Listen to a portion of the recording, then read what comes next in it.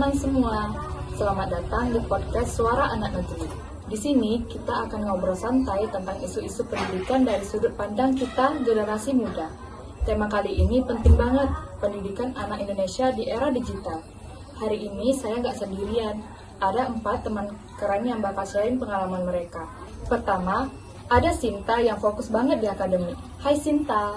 Halo, senang bisa ada di sini. Kedua, ada Bima, si anak kreatif yang gak bisa diam dan suka bikin karya. Hai Bim. Halo, siap sharing. Lalu, ada Lala yang sekolah di daerah dan tahu betul tantangan pendidikan di sana. Halo Lala. Halo semua, senang bisa gabung. Dan terakhir, ada Dinda yang aktif banget di literasi digital. Hai Din. Halo semua, semangat banget bisa ngobrol bareng kalian.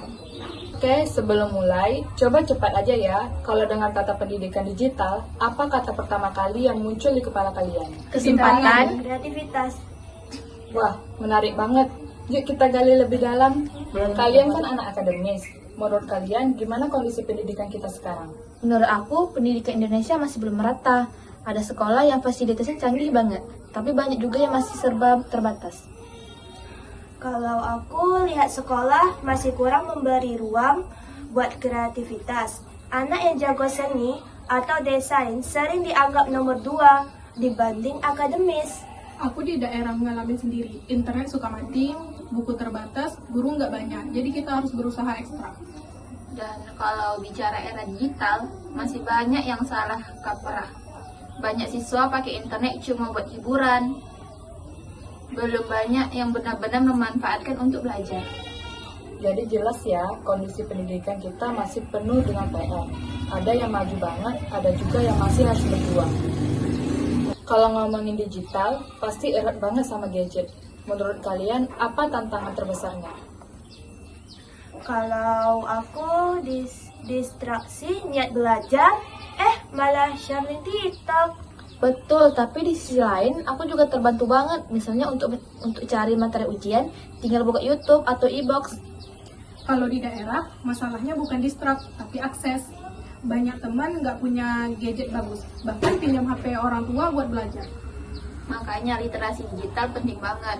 Kita harus diajarin cara pakai internet dengan bijak, bukan sekadar komisi hiburan. Jadi ada 2 sisi ya di kota distraksi, di daerah keterbatasan akses, sama-sama jadi tantangan. Menurut kalian, siapa sih yang paling bertanggung jawab bikin pendidikan kita lebih baik? Guru itu kunci utama, tapi mereka harus update cara mengajar.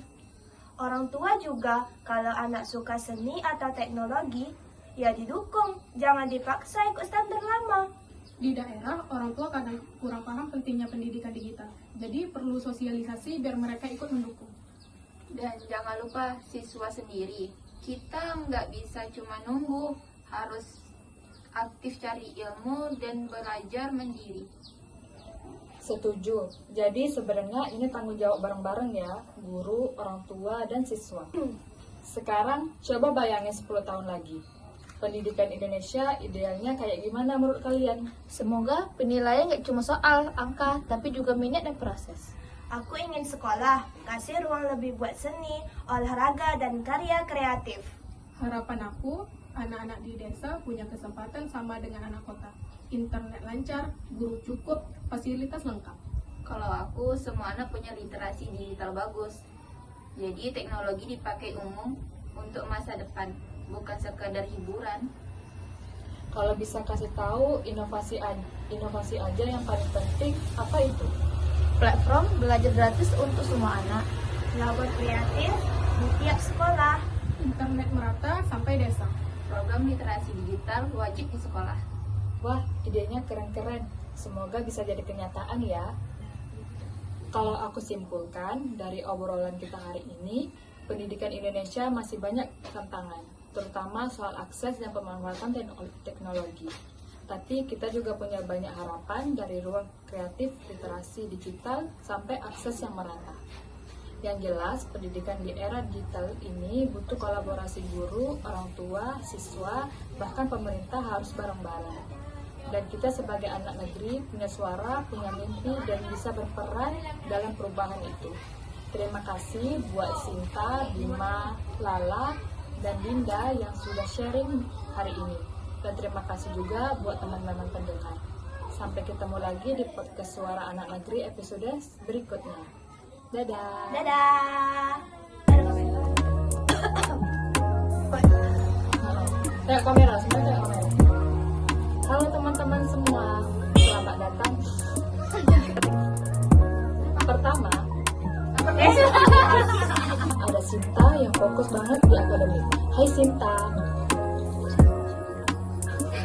Jauh lah, yang fokus banget di akademik. Hai Bim. Halo, siap sharing. Anak kota internet lain Ulang.